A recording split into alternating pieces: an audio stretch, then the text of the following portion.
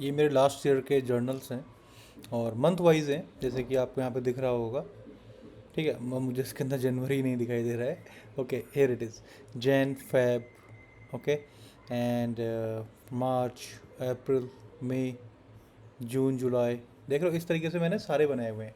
इसके अंदर ये भी हैं mix learning charts, my mistakes which I missed, यानी कि जिनके अंदर सेटअप था, मेरी नज़र थी, लेकिन मैं टाइम पर एंट्री नहीं कर पाया या कहीं और स्टॉक में फंसा हुआ था तो वो ट्रेड निकल गया मेरा। ठीक है, और विच आई प्लेड बिग, यानी कि जो मैंने ट्रेड लिया उसके अंदर सेटअप था लेकिन उसके अंदर भयंकर टारगेट मेरे को आया। ठीक है, तो ये विच आई प्लेड बिग हैं।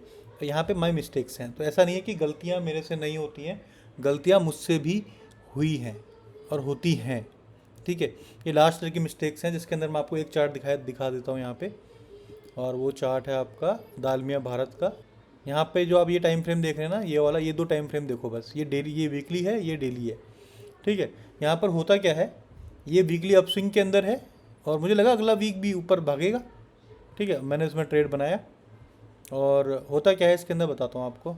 ये देखो, यहाँ पर ये जो ऊपर स्विंग बना, ब्रेकआउट आया, यहाँ पे 2 दिन मैंने वेट किया, रिटेस्ट आया, इनसाइड बार बना, ये कह लीजिए स्टार बन गया इसके अंदर, है ना, लोअर लो अगर लगाए तो।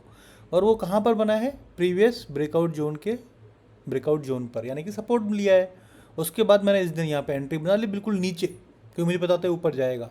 और अगले दिन सैटरडे संडे था तो मंडे को आया और मुझे पता नहीं था कि इस स्टॉक के अंदर अर्निंग है, और बूम, ये ऊपर गया हल्का सा मेरे फेवर पे।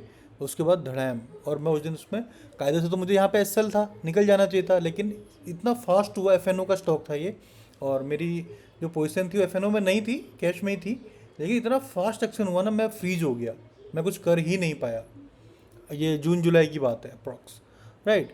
तो देर वॉज नो सेटअप, जो सेटअप था वो भी हो चुका था, वीकली लास्ट वीक सेटअप पूरा हो चुका था कायदे से, तो भाई लास्ट वीक जो था यहाँ पे सेटअप कंप्लीट हो चुका था।